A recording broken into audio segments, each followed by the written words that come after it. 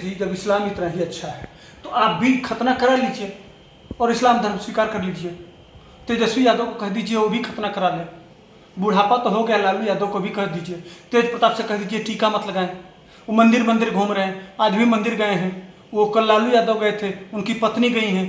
यहाँ आता है उनका लालू यादव का बेटा, सबको कह दीजिए कि सब लोग खतना करा लें और इस्लाम धर्म स्वीकार कर लें। अगर इतना ही अच्छा था, ईमान था, सब कुछ था, तो उसी को स्वीकार कर लो यार।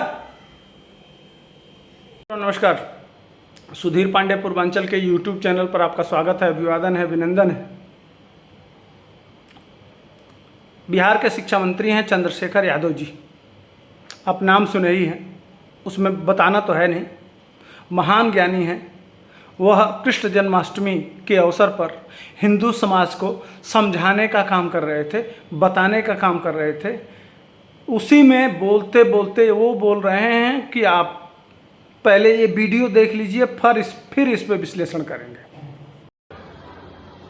जब शैतानियत बढ़ गई दुनिया में, ईमान खत्म हो गया, बेईमान और शैतान ज्यादा हो गए, तो मध्य एशिया के इलाके में ईश्वर ने, प्रभु ने, परमात्मा ने एक शानदार महान पुरखा, पता नहीं प्रोफेट मुर्दादा पुरुषोत्तम जो भी कर दिए, प्रोफेट मोहम्मद साहब को पैदा किए ईमान लाने के लिए। इस्लाम आया ईमान वालों के लिए, इस्लाम आया बेईमानी के खिलाफ, इस्लाम आया शैतानी के खिलाफ।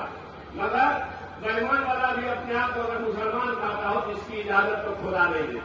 वीडियो आपने देख लिया। अब बताइए, यह कृष्ण जन्माष्टमी पे हिंदू समाज, यादव समाज, सारे लोग, हिंदू समाज के सभी वर्ग जो अपनी पूजा कर रहे थे, भगवान कृष्ण की मूर्ति लगी हुई थी, सब कुछ लगा हुआ था, वहाँ ये इस्लाम पे व्याख्यान दे रहे हैं। यह भगवान मर्यादा पुरुषोत्तम राम के चरित्र को मोहम्मद साहब के चरित्र के साथ उदाहरण कर रहे हैं। मैंने कहने का मतलब कि इस्लाम के आने से पहले कौन सा धर्म था? मूर्ति पूजा होती थी, प्रकृति की पूजा होती थी, नवग्रह की पूजा होती थी, यही था। तो उसके पहले बेईमान लोग थे, शैतान लोग थे, गंदे लोग थे। उसके बाद से ऊपर वाले ने मोहम्मद साहब को जन्म दिया। कौन सी चीज़ ख़त्म करने के लिए? मूर्ति पूजा ख़त्म करने के लिए। आप डिटेल में जाइए, पता कर लीजिएगा क्या हुआ वहाँ। मूर्ति पूजा जो कहा जाता है, और हिंदू धर्म को ख़त्म करने के लिए जो ये बात कर रहे हैं, उसी बात को बड़े सलीके से चंद्रशेखर यादव समझा रहे हैं। अब आप समझिए कि ये वोट के लिए, माने वोट का क्या स्तर है। कम से कम भगवान कृष्ण के खुद को वंशज कहते हैं, टाइटल लगाते हैं यादव, और इनकी भाषा देखिए और इनकी बात देखिए और इनके समझाने का तरीका देखिए। ये बिहार है और आप समझ ही रहे हैं। अरे भैया, जब इतना ही अच्छा था तो मोमिन है बहुत ज़्यादा पाकिस्तान में। वहाँ बेईमानी के वजह से ही वहाँ के सारे जो जनरल, बड़े बड़े दाढ़ी और बड़े बड़े वो रख के पूरे देश को लूट लिए। एक ही साथ आज़ाद हुआ।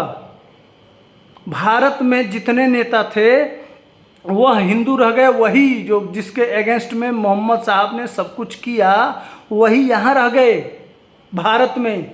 आपको बताते चलूँ, भारत में आप देख लीजिए जितने प्रधानमंत्री हुए, राष्ट्रपति वगैरह एकाध हुए हैं उस समुदाय से, बाकी सब हिंदू ही हुए।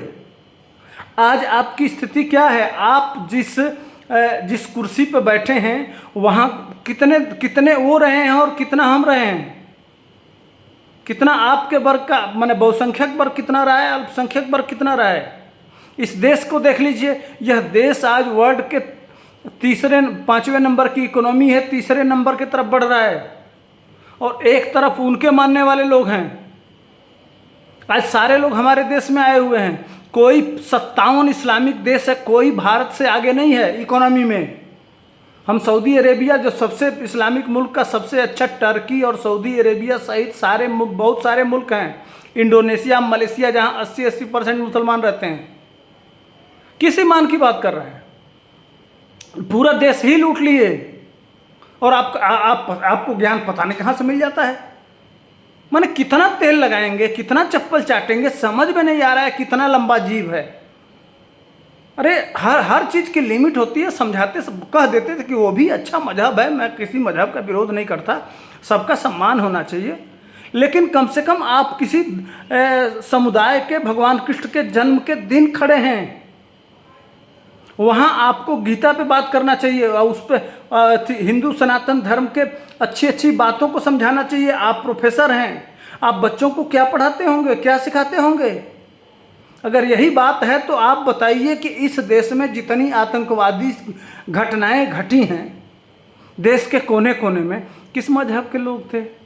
वही ईमान वाला ना, मोहम्मद साहब आए थे, उनके मानने वाले लोगों ने, जो इस देश के साथ, मैं दूसरे देश की बात ही नहीं कर रहा हूँ, हमारे देश में 99.9% जो आतंकवादी घटनाएं घटी हैं वह किस मजहब के लोग हैं? जरा यह भी समझा देते, वहाँ यह भी बता देते, इसी के लगे हाथ तो हम भी मान लेते कि चलिए आपकी बात, आप शायद कोई दूसरा किताब पढ़ लिए होंगे, लेकिन हम जो देख रहे हैं वही हम कहेंगे। हमें चप्पल तो चाटना नहीं है, हमें किसी का तेल तो लगाना नहीं है, हमें वोट पाके किसी बड़े पद पे नहीं पाना है, लेकिन जो सत्य होगा सत्य कहना हमारा धर्म है। अब इन साहब को यह देख लीजिए कि अपने धर्म के बारे में क्या कह रहे हैं। है नफरत को बोने वाले, एक युग में मनुस्मृति, दूसरे युग में रामचरितमानस, ये दुनिया को हमारे देश को, समाज को नफरत में बांटती है। देख लिया, रामचरितमानस और बाकी ग्रंथ जितने हिंदू धर्म के हैं उनके बारे में इनका ओपिनियन क्या है, और हिंदू समाज और हिंदू विचारधारा के बारे में क्या ओपिनियन है, ये आप इनसे सुन लिया आपने। ये है असली सच्चाई। कम से कम शर्म से डूब के मर जाना चाहिए आपको कि आज विश्व गुरु की तरफ बढ़ रहा है भारत, आज सोने की चिड़िया बनने की तरफ बढ़ रहा है भारत, आज भारत के दर्शन को G20 के माध्यम से पूरी दुनिया को भारत की सनातनी परंपरा का ज्ञान दिया जा रहा है। आज सारे लोग आके भारत के ज्ञान और सम्मान के ऋणी हो रहे हैं, आज सीख रहे हैं हमारे धर्म को। पूरा देश, राजा से लेके फकीर तक सारी दुनिया, सारे लोग आज गदगद हैं भारत के स्वागत से। उसी के साथ साथ आइए एक ब्रिटेन, जो 300 साल राज किया ब्रिटेन, उसके जो वहाँ के प्रधानमंत्री हैं ऋषि सुनक, वह क्या कहते हैं तब मैं बताता हूँ। Last question to you. You talked about your roots in India. People also much talk about your roots. You are connected to Hinduism and you wear these, rollies in your hands. Tell us something about it.